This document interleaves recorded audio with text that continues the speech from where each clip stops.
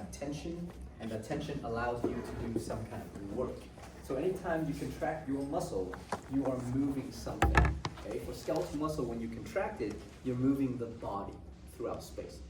And as you're moving the body, you are doing work, which means you are opposing a load in the environment itself. So imagine if I'm walking from here to here, that's the distance I'm intended to walk. I am contracting my skeletal muscles to move my legs in space. And as I'm moving my leg, there's a load that's basically gravitational effect, frictional effect that opposes my movement. So I have to produce tension that is higher than the forces that oppose my movement so that I can move in space. Does that make sense? Therefore, I have to create more tension than the gravitational pull and more tension than any kind of frictional forces that opposes my movement. Otherwise, I'm standing still. Okay? Same thing, if I'm trying to move this object, then I have to exert enough tension because this object has some kind of load. So therefore, I have to exert more tension than the load that is basically imposed by this object so I can move it in space. So every single skeletal muscle movement that you produce overall is to achieve some kind of work. Okay? If the muscle contraction doesn't achieve work, that is just not a true muscle contraction. I mean, it's still muscle contraction, but it's just not there for you to do any kind of work at all. Okay, so just some terms for you guys to kind of look over, just to kind of brush up on anatomy itself. We're not going to really talk too much about this. Now, with the skeletal muscle itself, it is surrounded, because the skeletal muscle, when we think about it, the actual muscle, like the bicep muscle, deltoid muscle, whatever muscles that you guys remember learning from anatomy, is actually a muscle organ. Now, if you take that muscle organ, there is a protective connective tissue sheath that wraps around that muscle organ, and we call that the epimysium. So this term epimysium basically is a connective tissue that basically surrounds the actual muscle organ. If you cut into the muscle organ, you can basically tease out certain fibers of that muscle organ. So the muscle organ can be divided into multiple bundles of muscle. Each bundle of muscle is referred to as a fascicle of muscle, and each fascicle is surrounded by a connective tissue layer we call the perimysium. Okay? Perimysium. Now we take that fascicle, that bundle of muscle, and we tease it out. We can isolate each individual muscle cell. So a skeletal muscle cell is actually referred to as a muscle fiber. So an individual muscle fiber is a very cylindrical, long cylindrical, non-branching type of muscle cell, and surrounding each individual muscle fiber is another connective tissue layer we call the endomysium. Okay? So the endomysium, the perimysium, and the epimysium, they actually all fuse together toward the end of that muscle, and they become the tendons of that muscle. And the tendons allow for the muscle to attach tightly to the bones of the body. In actuality, they don't actually attach to the bone tissue, but they attach to a connective tissue layer surrounding the bone called the periosteum. And the attachment, the fusion is so tight and so intimate and so strong that you can rarely rip it apart unless you impose a huge amount of tension, right? So therefore, this is how muscle fuse together to become the tendon so that it can attach tightly to the bone itself. So here's the tendon, here's the bone. The tendon is due to the fusion of this outer layer called the epimysium, this middle layer connective tissue called the perimysium, and this inner layer connective tissue called the endomysium. Okay, so all three connective tissue layers surrounding parts of that muscle fuse together toward the end of that muscle for this muscle to fully and tightly attach to the periosteum of the bone. All right, now, when we talk about a skeletal muscle fiber or a skeletal muscle cell, it is referred to as a multinucleated cylindrical non-branching cell. And it is also a striated muscle cell. Striated means that when you look at these particular histology of the muscle, it has visible dark light banding pattern, hence striation, right? Like stripes effects and stuff like that, okay? Now, for the muscle fiber, it basically has multiple nuclei, and the reason for that is because once upon a time, these were individual cells. Through development, they have all fused together to form a long cylindrical cell, and because of that, it now retains the nucleus of all of those cells. So it is a multinucleated cellular structure. The cell membrane of a skeletal muscle cell is referred to as a sarcolemma. It's just a different name for the same structure, basically. It's just you want to, have a little fancier names because these are specialized type of cells in the body. So therefore, instead of saying, oh, the cell membrane of skeletal muscle cell, we call it the sarcolemma. It sounds fancier, right? Anyhow, anytime we hear the word sarco, just think muscle.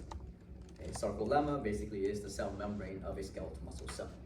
Now, the sarcolemma of a skeletal muscle cell, at some point along the length of that muscle cell, forms these sort of like it dives inward. So that we call this an invagination of the cell membrane. And as it invaginates, it forms a long cylindrical tube that is now oriented perpendicular to the length of that skeletal muscle fiber. So imagine if the skeletal muscle fiber is this way.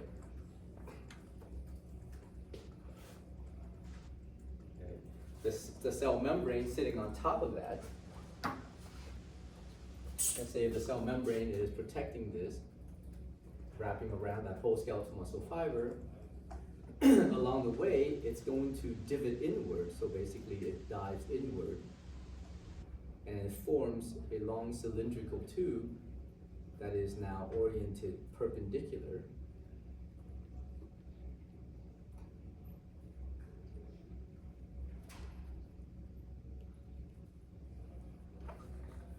to the length of this muscle cell.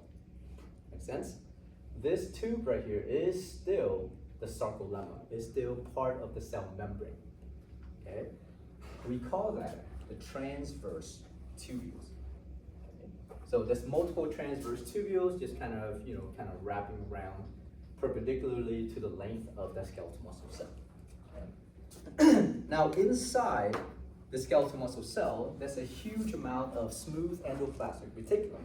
But the smooth endoplasmic reticulum in the skeletal muscle cell has a different name. Again, just to be fancy, so we call the smooth endoplasmic reticulum the sarcoplasmic reticulum. Okay?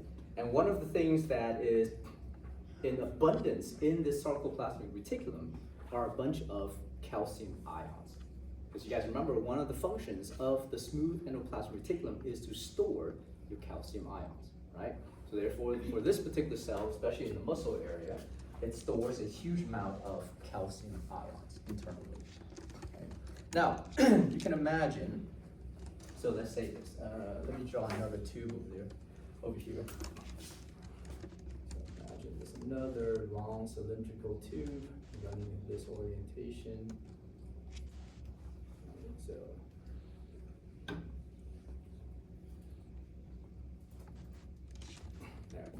so the invagination of the cell membrane pushes inward, forming this long tube called the T-tubules, or the transverse tubules. Okay, that is now perpendicular to the length of that skeletal muscle fiber. Inside the skeletal muscle cell are a bunch of smooth endoplasmic reticulum. And the smooth endoplasmic reticulum just kind of, looks like this.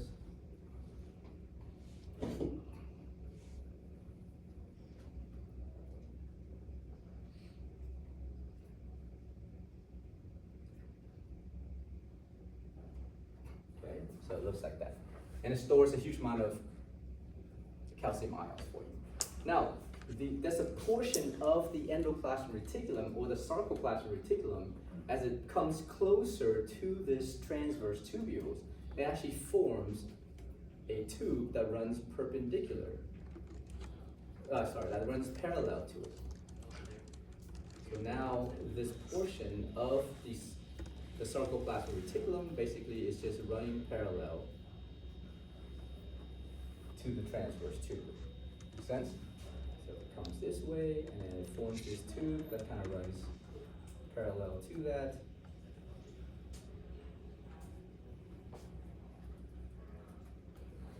Okay.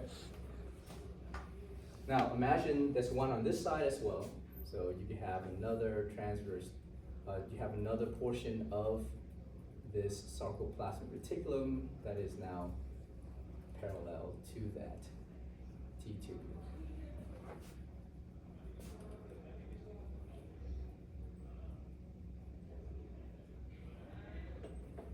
Sense? So, two of these structures coming from your sarcoplasmic reticulum flanking the transverse tubules. So the blue structure, we just identify it, we just name it.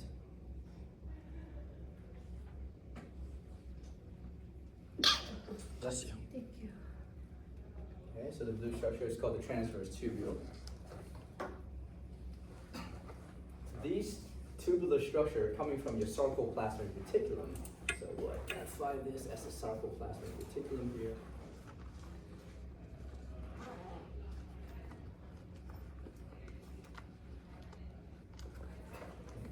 Now these two that is now parallel to that transverse tubule, we call those the terminal cisternae. Okay, so you have a terminal cisternae on one side, you have a terminal cisternae on the other side, and both of that flanks the transverse tubule, thus making this a triad. Three structures. Okay, so the three structures, the triad in the skeletal muscle fiber that we see that is running now perpendicular to the length of the skeletal muscle fiber are two terminal cisternae and one transverse tubule. Okay? All right. Now, also packed inside the skeletal muscle cell are a bunch of mitochondria and stuff like that. But in addition to that, they do have a very specialized organelle that is only seen in striated muscle. And that specialized organelle is referred to as the myofibril. And within the myofibril, it contains a huge amount of myofilaments, which are a bunch of proteins that are very, very essential for the contraction and relaxation activities of these skeletal muscle cells. So, here's what they look like. This is a mature or adult skeletal muscle fiber. Okay, so you can see here's the sarcolemma, here's the cell membrane. You can see these little divots here. These divots are basically the invagination or the inward bending of that cell membrane, forming this long tube called the transverse tubules. Okay. Inside, you see a bunch of these cavernous structure. That's the sarcoplasmic reticulum.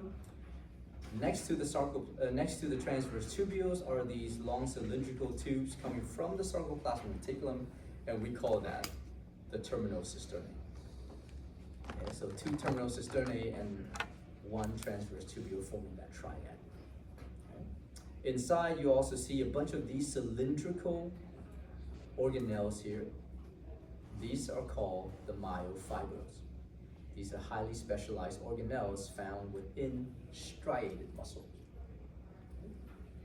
And the myofibrils are also oriented parallel to the length of that skeletal muscle fiber as well. All right. Now, a couple terminologies for us to dive into before we start talking more and more about this particular skeletal muscle is that the first thing you want to understand is that skeletal muscles are typically controlled by somatic motor nerve. Okay? The number of somatic motor nerve, or the somatic motor nerve, each of them is responsible for stimulating a number of skeletal muscle cells or skeletal muscle fibers. So let's say if you have one somatic motor nerve and it branches out and it stimulates 1,000 skeletal muscle cells, right? So all 1,000 of that skeletal muscle cell will receive neurotransmitter from one somatic motor nerve and they will all contract together. We call that whole setup a motor unit. So a motor unit is defined as a single somatic motor neuron and the amount of skeletal muscle cell it innervates or it regulates in terms of its activities. Does that make sense? So if I reach out and I control 3 of you guys, and if I'm the somatic motor nerve and each one of those people are skeletal muscle fibers, then I will form one motor unit with those 3 people. Okay? There are other somatic motor nerve that will branches out and stimulate 100,000 muscle fibers. So therefore, that still forms one motor unit. Okay? So it doesn't really matter how many muscle fibers each of these somatic motor nerve controls, whatever that number is insignificant. Well, it's not really insignificant. We'll talk about that later on. But the definition of a motor unit is a single motor neuron and the number of muscle fibers that single motor neuron is responsible for. Okay, that represents one motor unit. So imagine then, here's your spinal cord.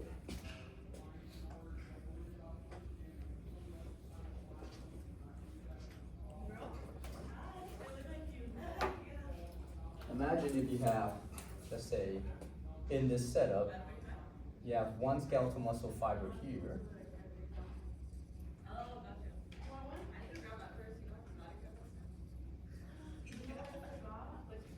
Okay, so here's skeletal muscle fiber number 1, here's skeletal muscle fiber number 3, and then you have, there's 2 more between these 2.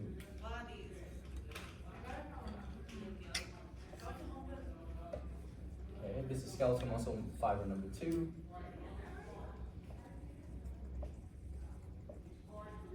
And this is skeletal muscle fiber number 4. Okay, so imagine in this particular setup, there's 4 cells, skeletal muscle cells. Now, if you have a somatic motor neuron that originates somewhere in the spinal cord and it exits out, and this somatic motor neuron stimulates skeletal muscle number 1 and number 3, that forms one motor unit. Okay. I have another somatic motor neuron located in here. The somatic motor neuron now stimulates skeletal muscle fibers number 2 and number 4.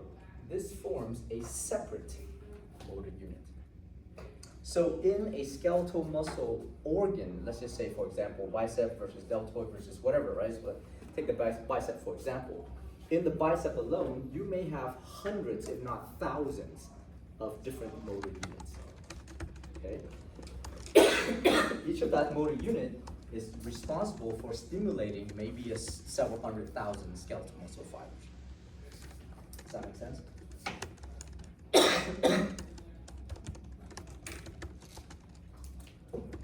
Okay. Now, in order for a skeletal muscle to contract and relax, it has to receive its innervation from a somatic motor neuron. So if you take this portion right here, let's just say right here, okay, and you magnify it, what you see is the axon terminal here, right, of that somatic motor neuron and the membrane of the skeletal muscle fiber. Make sense? So this is the membrane. So this is a sarcolemma.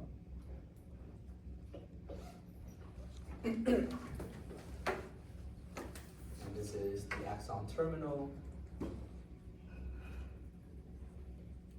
of somatic motor neuron.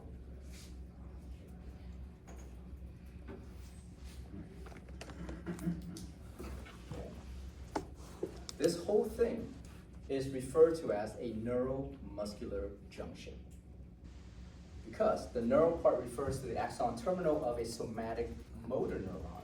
Muscular refers to this portion on the muscle cell. Okay.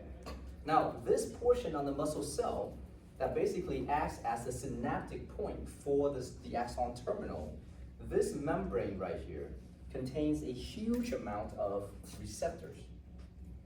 And these receptors are specific for the neurotransmitters secreted by the somatic motor neuron. So therefore, these receptors are congregated in this exact spot where the synapse occurs. These receptors are not littered throughout the membrane, the cell membrane of this muscle cell. It's only focused or concentrated in this particular area. So the sarcolemma, the portion on the sarcolemma that has a bunch of these receptors, which receives the neurotransmitter released by this axon terminal, that portion of this cell is called the motor end plate. Make sense? So the motor end plate and the axon terminal of a somatic motor neuron forms your neuromuscular junction. Okay? Clear? Hopefully. Now, the functions and the activities of skeletal muscle when it contracts and relaxes, again, like I said, is to achieve some kind of work. Okay? However, the work that you're trying to achieve is dependent on the load that you're trying to overcome. So if I'm walking, all I have to do is exert enough tension to overcome the gravitational pull and also overcome the frictional forces that oppose my movement. If you're trying to lift an object, you have to figure out, well, how heavy that object is. Because every single object that exists in this known universe has some kind of mass, and because its effect is gravitationally also imposed, therefore it has some kind of weight. Okay? So in order for you to move this object away from, let's say, the table, if I want to lift this pen has a load that I need to overcome. Whatever that load is depends on the mass of this particular object. So therefore, when I contract my skeletal muscle, all I need to do is produce adequate amount of tension to overcome the load of this object. I don't need to excessively contract my muscle for no apparent reason, right? Then you burn so much ATP, you're gonna become fatigued very easily. So therefore, if this object is deemed to be light or kind of, the load is very little, all I have to do is basically stimulate maybe 1 or 2 motor units that control my bicep muscle so that when I grab onto this object, all I have to do is contract enough of my skeletal muscle to produce tension that I can easily oppose this object. Does that make sense? Yeah? Because every single time you contract your skeletal muscle, you don't have to contract all the muscle in that organ, because then it'll be a waste of energy. Okay? Everything that you intend to do is pre-planned in your prefrontal cortex and your motor units, your motor cortex and all of the other association area, of course, and your either direct or indirect motor pathway as well. Everything that we talked about in the central nervous system, right? If you guys remember, hopefully you guys remember, is in play when we are contracting our skeletal muscles to oppose some kind of load. Imagine, when you're walking versus when you're running, do you think you produce more tension or less tension when you're running versus walking? You have to produce more tension. So therefore, you have to basically contract more of your skeletal muscle, okay? So in skeletal muscle physiology, we have the ability to essentially produce what we call graded contractions. And the graded contractions is due to the amount of motor units that gets activated for the purpose of muscle contraction. So again, if I'm trying to overcome a light load like this pen, I don't have to recruit a lot of motor units. I don't have to activate a lot of motor units. I just need to activate enough of my motor units to maybe stimulate about 30% of my skeletal muscle fibers in this muscle group so I can easily overcome this load. Okay? No more, no less. If I don't exert enough tension, guess what's gonna happen? Oh, I can't lift this object off the table because it's so heavy now. Wow, it's kind of weird, right? Okay, so now, instead of this object, I'm trying to lift this table off the floor. Obviously, this table has a much heavier load compared to that pen. So therefore, in order for me to lift this object, I have to kind of gauge the overall structure here. I have to pre-plan how much motor units I need to recruit in order to contract more of my skeletal muscle fibers so I can produce more tension so I can lift this object off the floor, right? Or what you can do is, as you try to lift, you're like, oh, it's getting heavy. So what you do is then you consciously will recruit more motor units. You get more motor units to become activated, so therefore it stimulates more muscle fibers so you can produce a higher amount of tension. And as you produce higher amount of tension, eventually you're gonna produce tension high enough to overcome this load, right? Or if I'm trying to push something, I have to exert higher tension than what that load is in order for me to do that work of pushing that object down the road or a certain distance or whatnot, okay? So graded contraction is very, very unique and important concept in skeletal muscle physiology. This is the only muscle that we have in our body that we consciously have the ability to recruit different amount of motor units depends on the load we're trying to overcome. Okay? Cardiac muscles can't do that. Smooth muscle can't do that. Why? Because those two muscles are under autonomic control. Skeletal muscle is the only one under somatic control, so therefore you do have some conscious input as to how much tension you need to produce in order for you to overcome that load. Okay? All right, here's a picture of the motor unit. Basically just the same thing as I've drawn out for you guys. So imagine one somatic motor neuron here stimulating these sets of muscle fibers, this other one stimulating these sets of muscle fibers. Okay, so the different amount of muscle fibers. Here's a neuromuscular junction, basically depicting the axon terminals as it synapses onto the motor end plate of the sarcolemma, forming the neuromuscular junction. Okay. All right.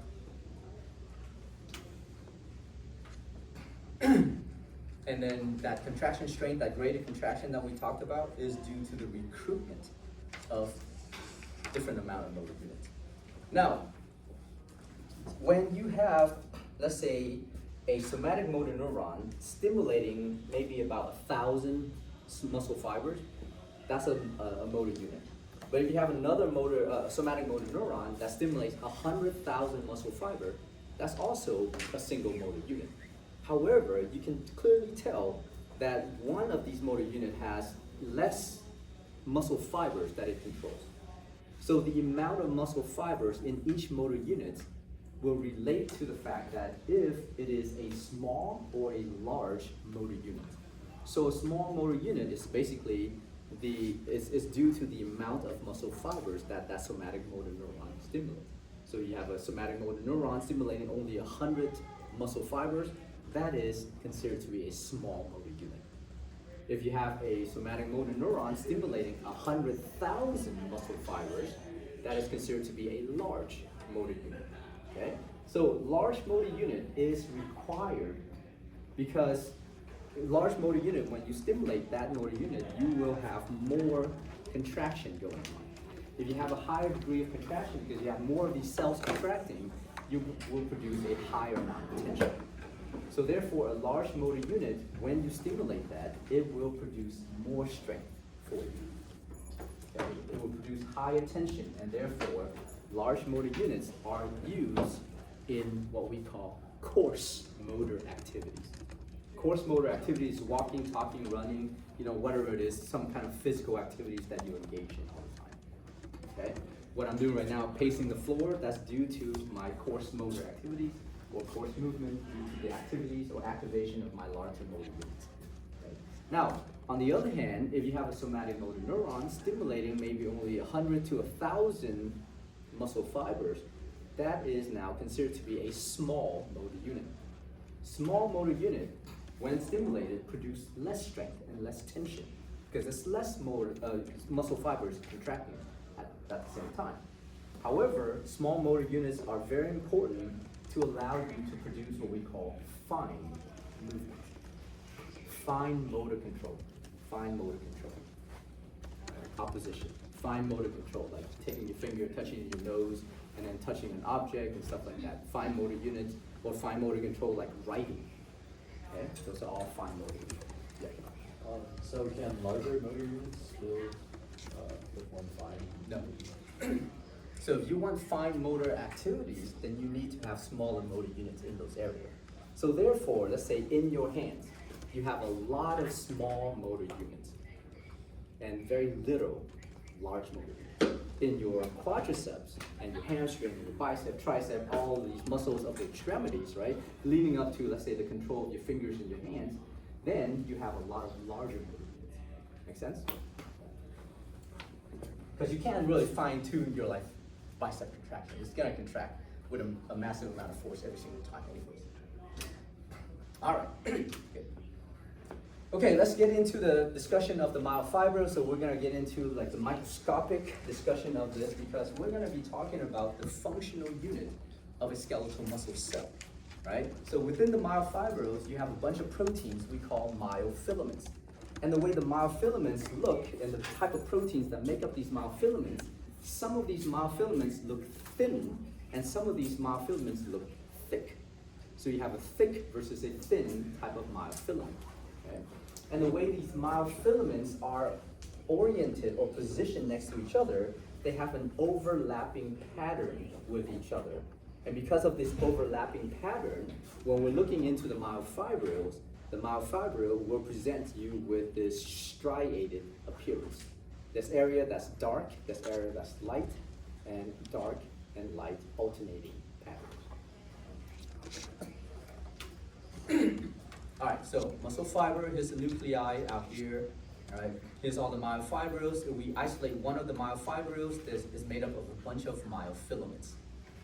When we look inside, the myofilaments form a functional unit the way they're positioned, and the functional unit of a striated muscle is referred to as a sarcomere. The sarcomere is flanked by what we call the Z disc. These are proteins that looks like it has a zigzagging pattern, and it is a disc, so it forms a disc structure. The Z is a German term, and I can't speak German, so therefore I'm not going to even try to pronounce that word. Okay? We just call it the Z disc. Okay? Now the Z disc is going to basically act as the border of your sarcomere. So the Z disc is on one side versus the other side of the border. Now, in the middle of that sarcomere, in the middle of the two Z discs, you have what we call thick filaments. So, let me try. I'll draw it out for you guys, and I'll show you guys a picture in a second too.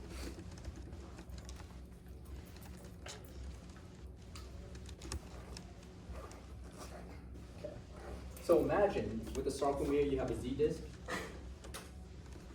On one side you have a Z disc.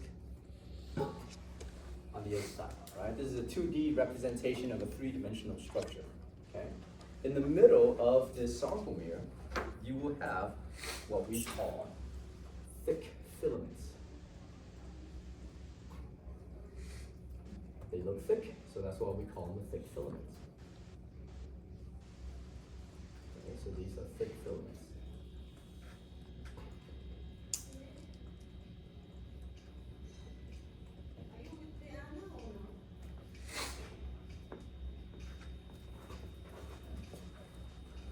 And then within the, inside the Z disc, attached to the Z disc on one side and also attached to the Z disc on the other side, are these other type of filaments, myofilaments, that are thinner in shape. So we call them the thin filaments. Okay, so the thin filaments kind of look like this. And the thinner, so you can imagine they're thin.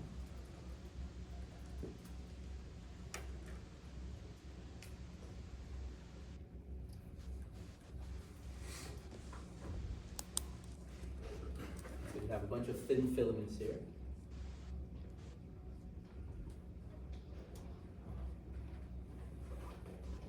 Okay.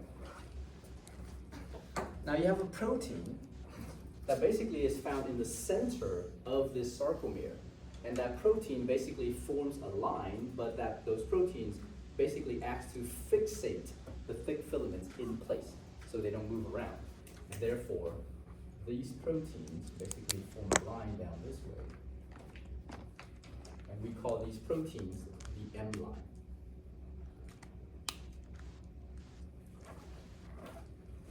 And the letter M stands for that German word. Now, finally, there's another protein. And this protein is a spring-like protein. And the spring-like proteins are very, very small. But it also attaches to the Z disc on one side, and it coils until it gets to the thick filament. Once it gets to the thick filament, it's going to move internally. It's going to it's found internally of thick filament, and it extends all the way to the other side. Once it exits through the other side, it becomes coiled once again and attaches to the Z disc. Okay, so same thing here.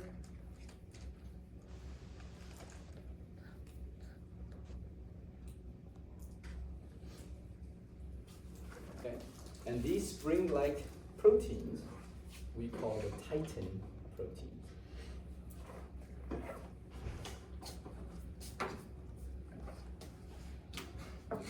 So that's what the sarcomere looks like. right? You see the Z disc over here. You see the thick filaments in the center. You see the thin filaments attached to the Z disc as it protrudes into the middle. Here's the M line, basically a bunch of proteins around the center forming a line, hence we call them the M line. And you see these titin protein that is coiled over here and it straightens out as it runs in the middle of those thick filaments. As it comes out the other side, it starts to coil once again. Okay, so that's the Z disc. I'm sorry, that's the sarcomere. Now, when we look at this sarcomere, we can actually break it down into different bands and zones and things like that. Okay? So the area in the center of the sarcomere that includes the M line and includes only the thick filaments without any overlapping thin filaments. So where the edge of the thin filaments would be from one side to the other, this middle area right here that only contains the thick filaments and the M line, we call that the H zone. Okay?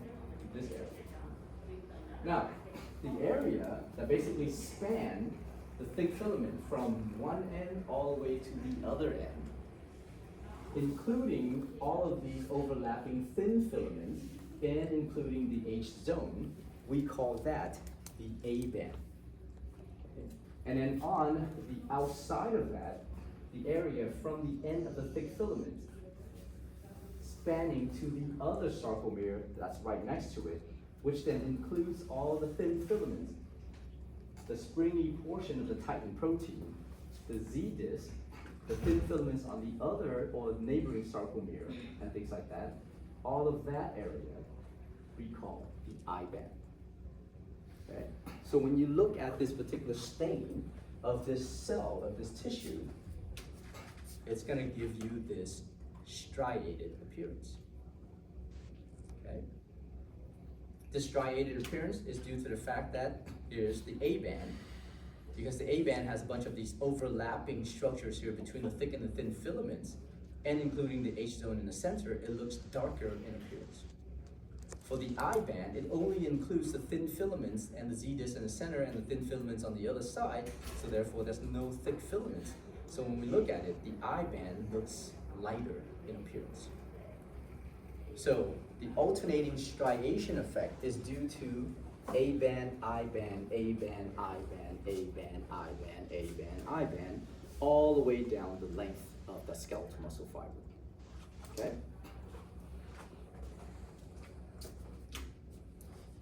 And these are just some further picture. The actual sarcomere and myofibril is a cylindrical structure, so it's a three-dimensional structure.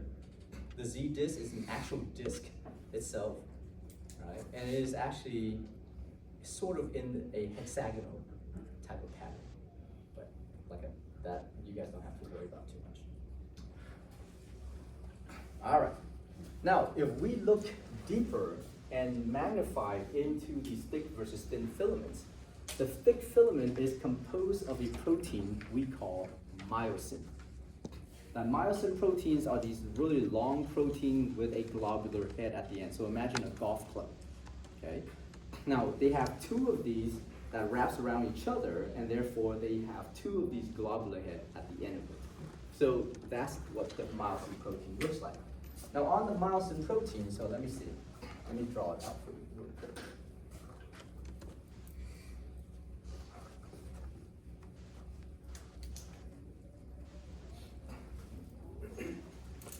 So imagine if you have a myosin protein, if you have one of them, it's gonna just kind of look like this. And then at the end of it, it's gonna have this globular head sticking. Okay? So this is a myosin protein. And a bunch of myosin protein comes together to make up your thick filament. This whole thing we call the myosin head.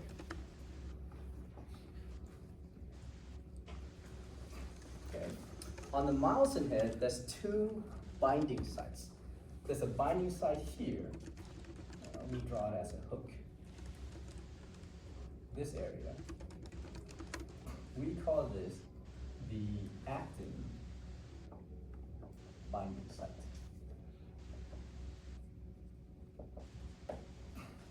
It's called the actin binding site because it's responsible for binding to the actin protein. Okay? And there's a portion of portion of the myosin head right here that is called the ATP binding site, which essentially is there for ATP to bind to it. Now, this myosin head is also an enzyme, and this enzyme is referred to as an ATPase. Okay? So this protein, called the myosin protein, has a head that is an enzyme, and on this particular enzyme, there's two binding sites. One is called the actin binding site, and the other one is called the ATP binding site. Okay? All of this makes up your myosin head. Make sense? Okay, so far so good. All right. Let me draw one on this side. So imagine you have another one.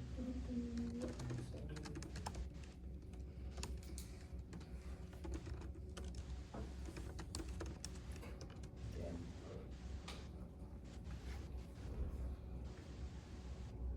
Right, the actin binding site, the ATP binding site. Okay. Now, these particular globular heads, these myosin heads are sticking out on both ends of the thick filaments, not throughout the length of it, just at the end of the thick filaments, where the thin filaments would be. Now on the thin filaments is actually composed of 3 different proteins. The main proteins that make up the thin filaments we call the actin protein. Okay, so imagine, actually, let's just use a different color. This one's fine. So imagine the actin protein is something like this. Okay, so just imagine that's the actin protein. So here's actin.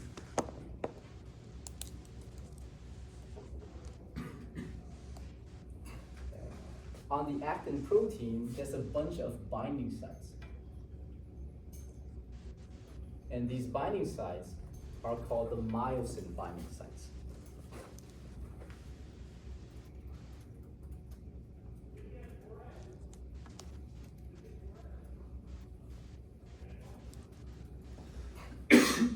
So you can imagine the myosin binding site is there for the myosin head to bind to. And the myosin head will bind to the myosin binding site by using its actin binding site. Make sense? So the actin binding site on the myosin protein binds to the myosin binding site on the actin protein. That's a thin filament. That's part of the thin filament. Correct. Okay. Now, in addition to the actin protein being the main component of it, there's also a rope-like protein that wraps around the length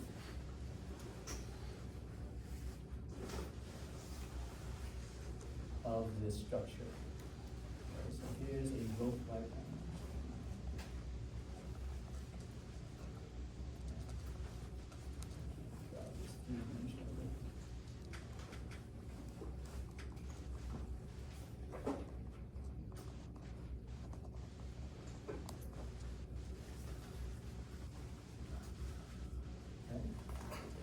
So imagine there's a rope-like protein that kind of wraps around the length of that actin, and we call this tropomyosin. So here's the tropomyosin protein. Now the tropomyosin protein, in its resting state, as it wraps around the thin filaments, is going to block all of the myosin binding sites on that actin protein. So therefore, in its resting state, it prevents the myosin head from hooking onto those myosin binding sites of the actin protein, right? So prevent the myosin from interacting with the actin itself, okay? That's the resting state of the muscle.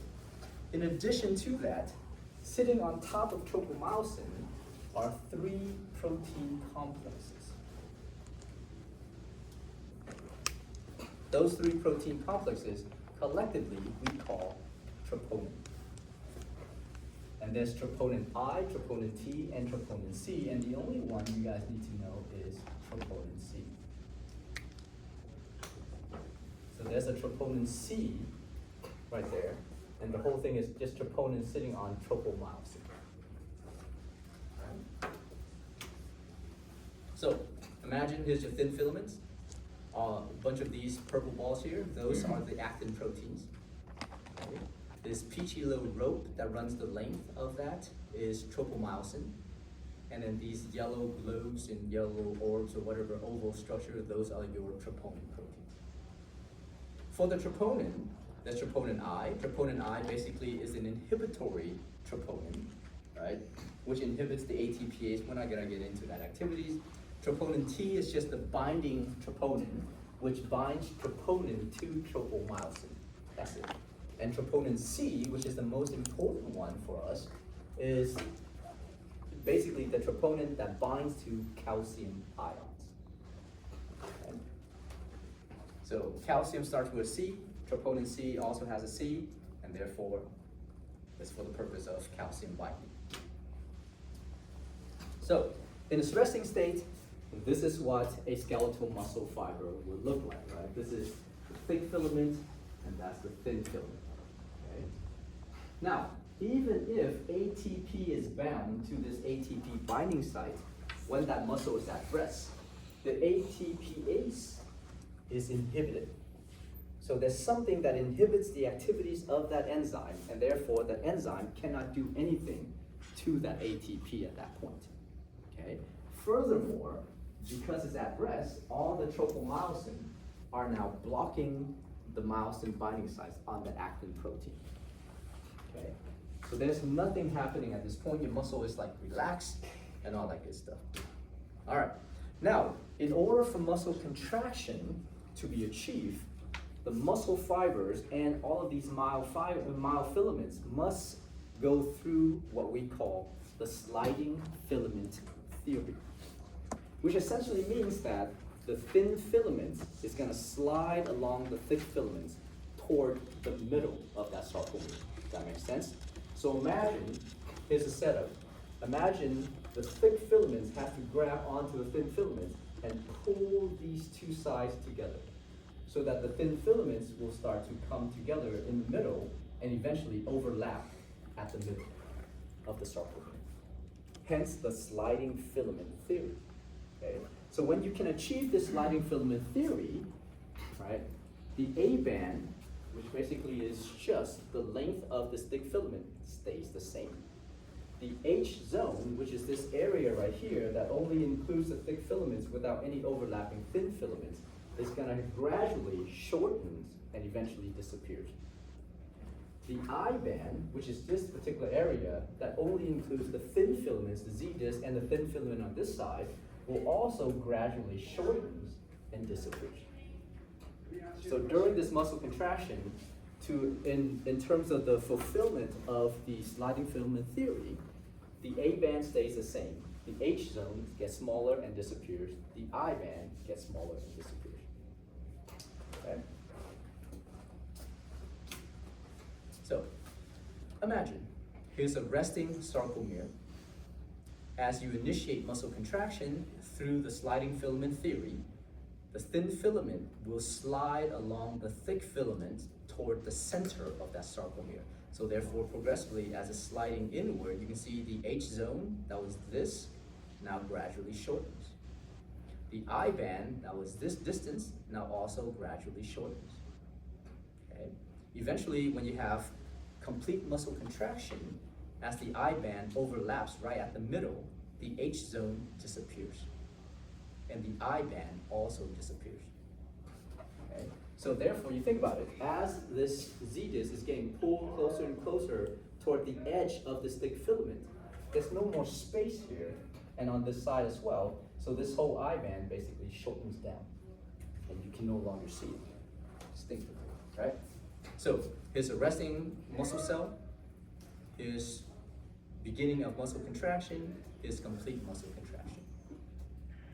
Okay. Does that make sense? Yeah. Why is it a theory? What's that? So why is it only a theory? It's a law. Still sounds better than saying it's a sliding filament law.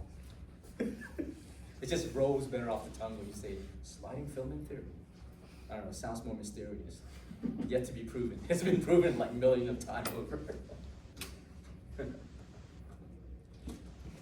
Alright, let's talk about the mechanism of how we get the thick filaments to interact with the thin filaments so that you can have these things slide along each other to fulfill the sliding filament theory. All right, now, in order for any contractile muscle cell, doesn't matter if it's skeletal muscles, cardiac muscles, or smooth muscle, in order for a muscle cell to contract, it has to first receive some kind of excitatory signal, some kind of neurological signal, right? So that neurological signal is going to be coming from the neurotransmitter secreted by this axon terminal. So therefore, once the neurotransmitter is secreted, it's going to bind to these receptors and initiate some kind of action potential within that muscle cell. So we call this excitation, right? That neurological stimulation is known as excitation. And what follows excitation is going to be contraction. Skeletal muscles on its own will never contract on its own.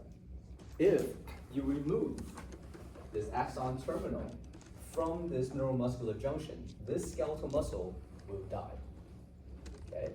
And we've proven that. We've removed those particular somatic motor nerve, or we don't remove it, we just cut it. And essentially, without any neurostimulation and without any excitation, the muscle eventually dies.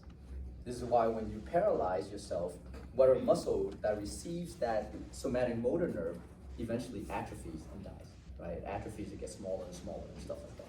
All right, so how do the skeletal muscle achieve this particular contraction?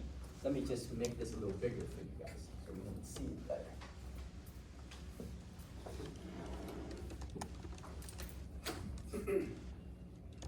So let's say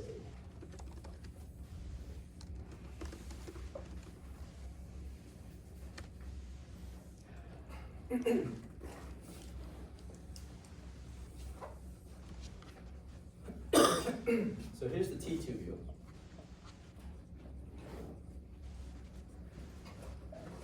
Let me draw out the sarcoplasmic reticulum. So sarcoplasmic reticulum, let's just say, and then over here, it starts to have these tubular structure and stuff like that. I'll just draw out two of these.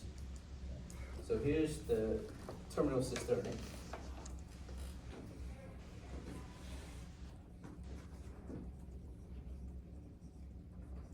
Keep in mind there's one on this side as well. Okay, I'm not gonna draw it out, just so you guys know there's one on the other side.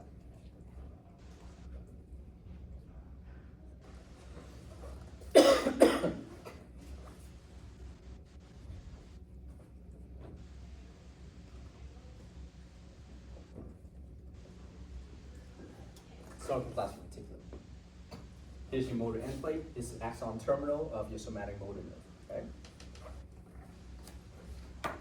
Now, inside this axon terminal are a bunch of vesicles. And the vesicles are docked onto the snare protein. Inside the vesicles are a bunch of neurotransmitters. Okay. These neurotransmitters happen to be acetylcholine.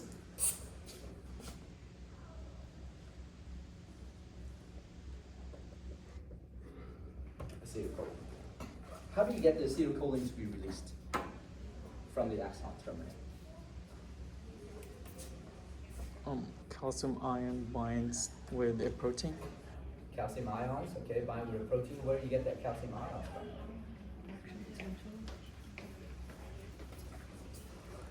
Where's the calcium ion come from? So here's a protein inside the cell. Where do you get the calcium ion to bind to that protein? It's a good start. Backtrack it a little bit. The what? The voltage channel? Which voltage channel do you mean? The calcium. So say the name. Come on, Rob. You have like two last names too, so. The calcium, or the voltage-gated calcium ion channel. Very good. Okay. Is an ion channel specific for calcium, and it will open or close based on the voltage change. So therefore, voltage gated. So the voltage gated calcium channel, located here. Okay, so voltage gated calcium channel. Now, how do you get this guy to open? An action potential. Action potential is going to propagate down this axon terminal, stimulate this guy, opens, calcium flows in. So the calcium is coming from the external environment, the environment around this neuron. As calcium flows in, calcium is going to combine with this protein. What happens after that? Activates the snare. Yeah. So the whole complex, right? The complex then activates the snare proteins. And what happens after you activate the snare proteins? It will bind the cell membrane, What's going to bind with the cell? the vesicle. The vesicle. Good, the vesicle. So the snare protein will kind of twist on themselves, allowing for this vesicle to fuse with the cell membrane. And the fusion is right here, right? I just can't draw it here, that's all. So therefore, the fusion is happening between the membrane and the vesicle. Once that occurs, then you have acetylcholine being released out. Please remember this process for the rest of your life. If I see you on the street, I'm gonna ask you about this process. So if you see me, and you don't wanna answer this question, just turn around and walk the other way. I'll chase after you and recognize you. Just kidding, I probably won't do that. Probably get shot or something. All right, so now you have the release or the excitosis of these neurotransmitter of acetylcholine. Now, on the motor end plate, there are specific receptors that are specific for acetylcholine. Now, acetylcholine is going to bind to these receptors. Okay. As it binds to these receptors, the receptors open. And once the receptor opens, it allows for sodium ion to move into the cell.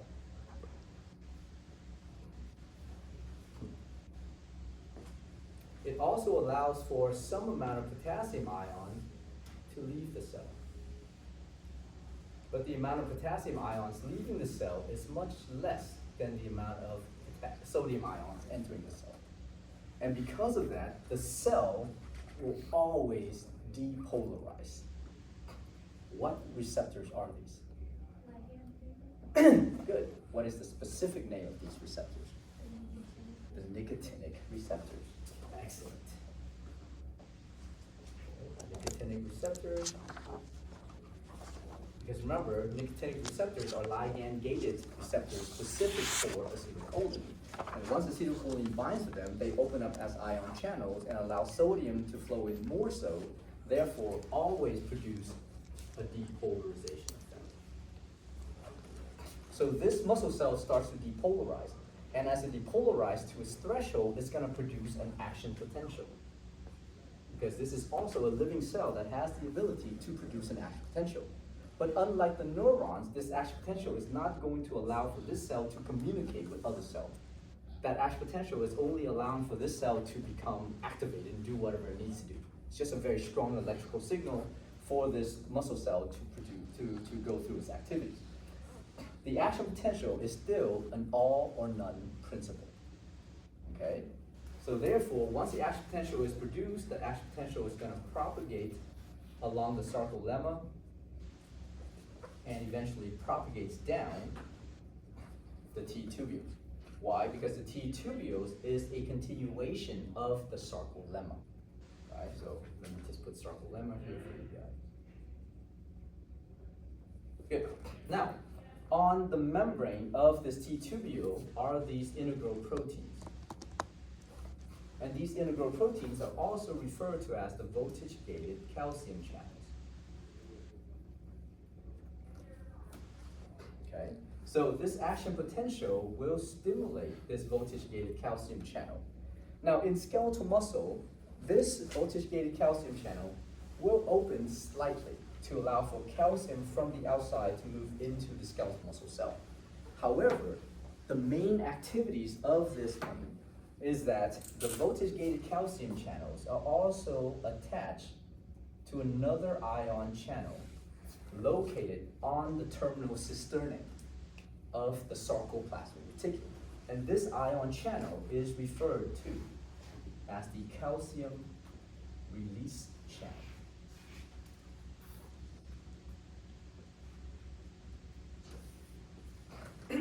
So the calcium release channels actually is tethered to the voltage-gated calcium channel. You guys can pick that up. No, okay. Wait. just oblivious to all the stuff that's happening behind her. It's okay.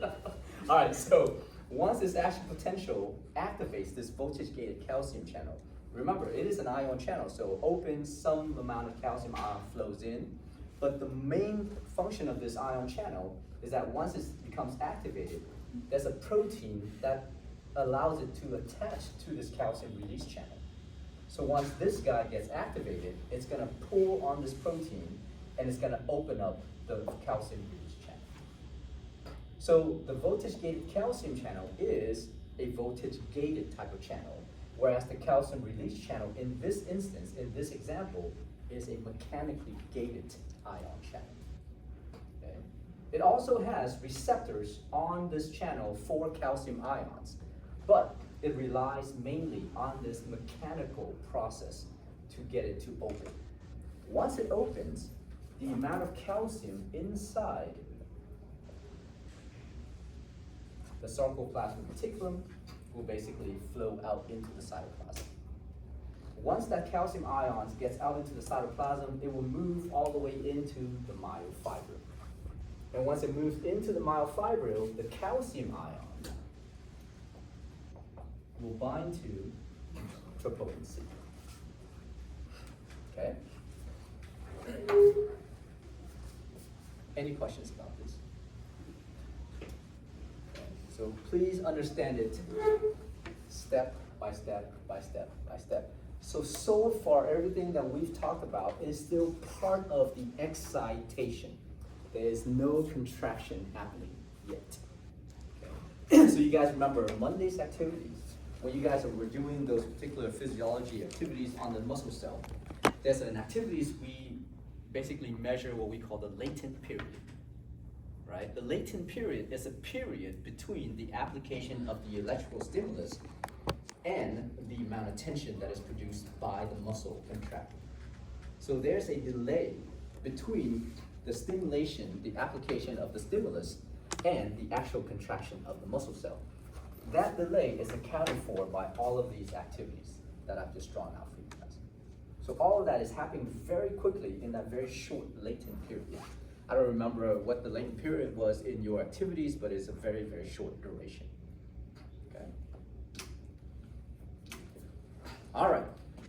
Now, in order for the sarcomere and the skeletal muscle to achieve that sliding filament theory, they have to achieve two different events.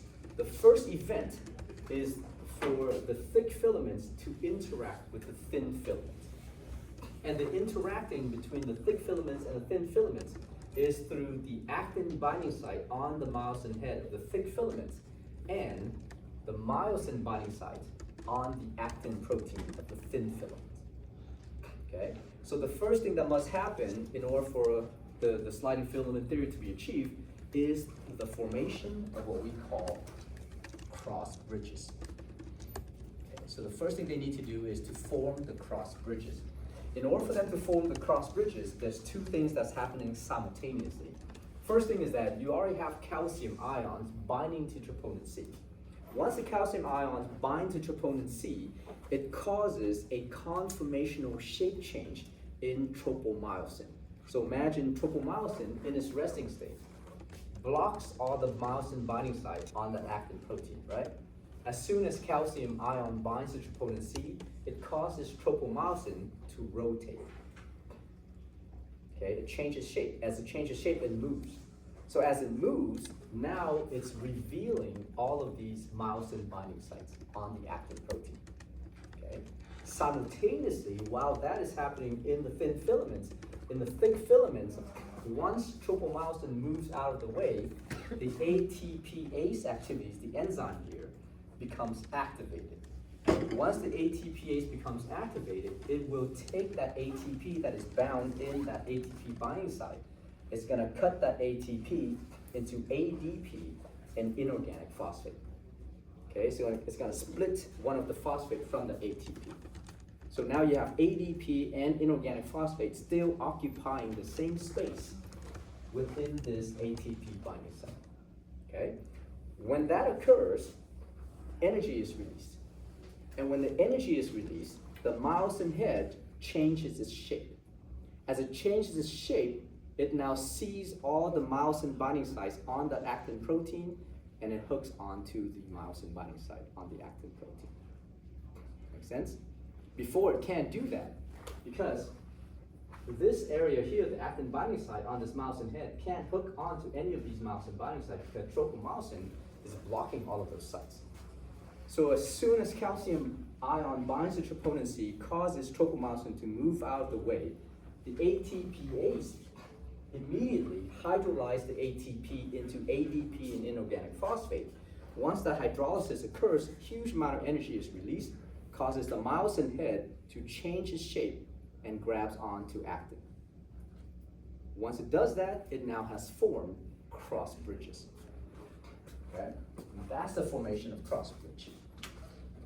So, ADP and inorganic phosphate basically cut, allowing for this myosin head to change its shape, grabbing onto all of these particular actin proteins. Okay? So again, resting state of the myosin head, active state of the myosin head. So imagine in this particular state, calcium has already bound to troponin C, allowing for tropomyosin to basically move out of the way, revealing all the myosin binding site on the actin protein. The ATPase on the myosin head now has hydrolyzed ATP into ADP and inorganic phosphate. Keep in mind, both of these are still stuck or bound to the ATP binding site. Okay? This allows for the myosin head to basically change their shape, and once they change their shape, they will bind to the myosin binding site on the actin protein. That completes the formation of the cross bridges. So now, you've successfully allowed for the thick filaments to bind to the thin filaments. There's still no muscle contraction going on yet. Okay, this is all leading up to that. Now, the next step that happens is called the power stroke. Once all the myosin head has established connection with the thin filaments, the actin filaments, the inorganic phosphate from in this particular area of the myosin head here, the inorganic phosphate is displaced, it gets kicked off. Once the inorganic phosphate gets kicked off, this myosin head changes its shape back to its original shape. But while it's changing its shape back to its original shape, it is holding on to actin. So as it changes its shape back, it's now pulling the actin closer toward the middle. Make sense? So it's grabbing onto actin. As the phosphate leaves, this allows for the myosin head to change their shape. As they change their shape, they're pulling on actin to become closer to that end line. The power stroke finally produces tension. Okay? So when you start to shorten your sarcomere, the whole muscle shortens. And when the muscle shortens, you produce tension so that you can either flex or extend your joint. Depends on which muscle group we're talking about. Okay? So imagine if I was lifting up that pen. In order for me to lift up this object, I have to shorten the sarcomeres of my bicep muscles so I can do that. Make sense?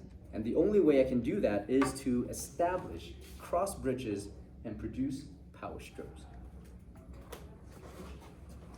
So finally, with the production of power stroke, now you see the contraction portion of that muscle physiology. Everything leading up to that is just the excitation part of it. Because remember, they have to kind of go together. Excitation, contraction, coupling. Okay, both of that have to go together. All right. And then if you want to have continued muscle contraction, then another ATP compound comes in, kicks off the ADP, allowing for the myosin head to let go of actin, and immediately the ATPase is going to hydrolyze that ATP into ADP and inorganic phosphate, causing that myosin head to change shape again, grab onto the next part of actin, phosphate leaves, another power stroke occurs. So essentially, just imagine, here's your actin and I'm myosin, and this is the myosin head, right? Once calcium ion binds to the troponin C, tropomyosin moves out of the way. The ATPase on the myosin head hydrolyzes the ATP, allowing me to change shape, grab onto actin. Phosphate leaves, I pull the actin closer to the M line. Now, if that's not enough, another ATP comes in, causes me to let go, Immediately as I let go, the ATPase hydrolyze the ATP into ADP and inorganic phosphate, allowing the myosin head to change shape, grab onto the next part of actin. Phosphate leaves, power stroke again. So I continue to grab and pull, grab and pull, grab and pull, grab and pull before the sarcomere has a chance to relax. Okay, so I grab, pull, grab, pull, grab, pull, and you can see the actin protein progressively gets pulled closer and closer to the end line until they overlap right at the end line. Once they overlap, which basically means once the Z disc is now pulled all the way to the edge of the thin filaments, you now have complete muscle contraction. You can't go any further than that, obviously, right? Because there's a protein that blocks the progression of that. Okay? Yes? Questions? Okay. So it's a continuous process. If you want to have complete muscle contraction, because you don't always have to have complete muscle contraction. Imagine that I'm lifting this object, I don't need to completely shorten my bicep to do that, right? All I have to do is just contract a little bit, maybe just one stroke, and that's about it. Then I'm done. Okay. All right. Now, after you sustain your muscle contraction, and for skeletal muscle, you can actually voluntarily and consciously sustain that contraction for an indefinite amount of time. However, the longer you hold the contraction, the more energy you spend. And the more energy you spend, the chance of fatigue will set in faster. Okay? So eventually, as you sustain the muscle contraction, up to a certain point, your muscle becomes fatigued. Even if you still have constant stimulation to that muscle. So the fatigue of that muscle is dependent upon the individual. If the individual has, let's say, has been trained to sustain muscle contraction for a longer period of time, then they can be more resistant to that fatigue. If somebody's not trained, then you reach fatigue a lot faster. Does that make sense? Right? So if you and I both run a mile, I'll be done within 10 seconds. Okay. Let me get in my car and just drive the rest of that distance and stuff like that, right? And you guys are just still running along. It's like, what happened to him? He's just okay. All right, makes sense? Okay, so now, another thing to also understand that if you sustain that muscle contraction, there's a lot of transfer of energy because you're basically breaking down ATP, releasing energy so that you can continue to sustain that contraction. If you continue to do that, there's a lot of heat that is produced. And that heat can be very dangerous because the heat that is produced by the sustainment of that muscle contraction increases your core temperature. And if it increases your core temperature to a dangerous level, you can actually stroke out and die. Okay?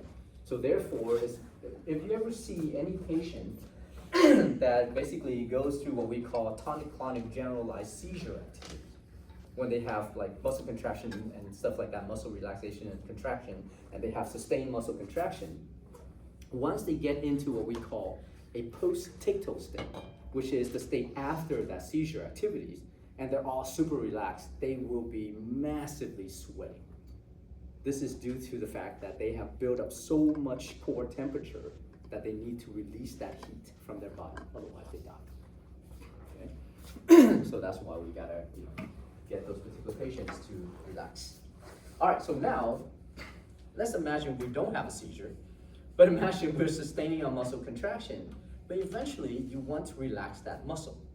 So how do you relax that muscle? So I'll give you a hint. You need to stop the sliding filament theory. So in the sliding filament theory, you achieve two things: cross bridges and power stroke. The power stroke is going to shorten your sarcomeres, basically that is muscle contraction. How do you induce muscle relaxation? Well, you need to get rid of all the cross bridges, right? How do you get rid of the cross bridges?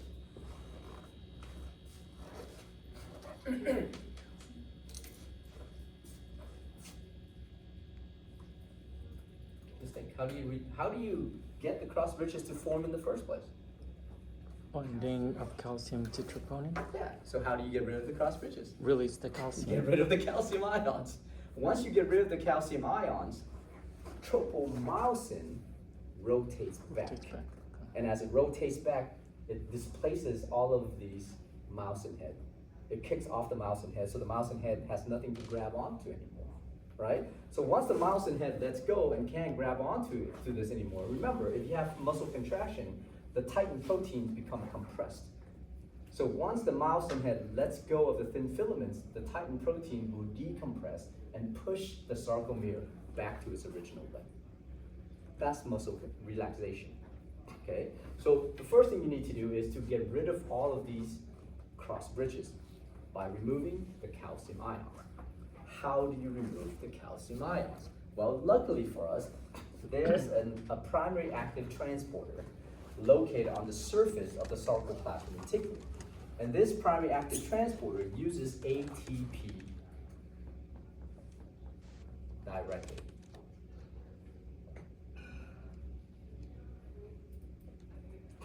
Okay. It breaks down ATP so that it can take calcium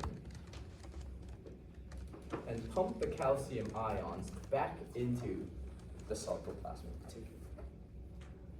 Remember, the calcium is released from the sarcoplasmic reticulum so that it can bind to troponin C. If you want to remove that calcium from troponin C, you need to actively pump the calcium ions back into the sarcoplasmic reticulum. Make sense? Now, let me ask you this.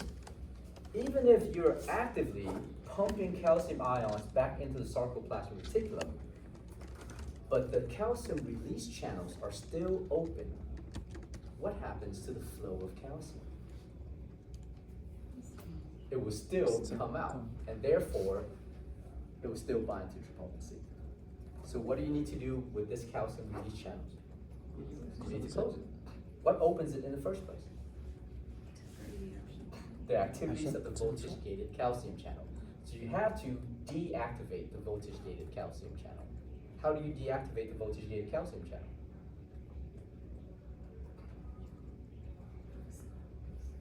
What activates it in the first place? Action The potential. action potential. So now you have to get rid of the action potential. How do you get rid of the action potential? You gotta stop the depolarization effect. How do you stop the depolarization effect? You gotta stop the influx of sodium ions through the nicotinic channels. How do you stop that from happening? You gotta close the nicotinic channels. How do you close the nicotinic channels? What keeps them open? Acetylcholine. As long as acetylcholine is still bound to the nicotinic channels, those channels will stay open. So how do you remove the acetylcholine?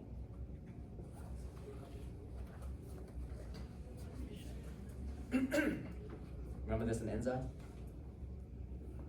Remember back in chapter 7, part 2, when we talked about the neuropower? Of course you guys don't remember. That was years ago, right? Yeah, well, it does seem like it's years ago. But remember, we talked about the fact that acetylcholine can be removed by an enzyme on the membrane here, and that enzyme is called acetylcholine esterase. So that enzyme will remove the acetylcholine by cutting it into acetate and choline. And then this axon terminal will take that component back into itself, reconstitute it as acetylcholine, repackage it inside a vesicle, dock it on the snare protein to wait for another exocytosis event. Make sense? Once you remove the acetylcholine, the nicotinic channels will close, which stops the influx of sodium ions, which then stops the depolarization, which stops the action potential, which deactivates the voltage-gated calcium channels, which allow for the calcium release channels to close. That's how you initiate muscle relaxation. You have to stop the excitation. And then everything else just kind of falls in line. So now you think about this. Both muscle contraction and muscle relaxation requires ATP. Okay? So energy is not only utilized in the contraction of the muscle, but is also utilized in the relaxation of the muscle itself. This is the reason why ATP is very important. If you have inadequate ATP, you may not initiate adequate amount of muscle relaxation, which means your muscle can be locked in a tense state, right? And that's very, very painful if you're ever in that state. Anyhow. Yes. When you have a cramp, is that related? in a way, but the cramp is usually due to lactic acid buildup. So therefore, it's causing some degree of damage to your skeletal muscle cells. And because of that, it is locked in a certain state, right? Because of the fact that the pH environment has slightly changed to a certain degree. And because the cell is damaged, so therefore it's not fully functional in its, whatever it is. So it's locked, right? So now let me ask you this. If you have some kind of pH issue going on in your body, right? Let's say your skeletal muscle cell is now kind of devoid of oxygen because you're using it so much and stuff like that. And so all of the activities, the pH inside the cell now becomes slightly more acidic. This causes some of these proteins to lose its activities, inherent activities, and therefore you have that locked muscle contraction, which is slightly painful. What do you do for a cramp?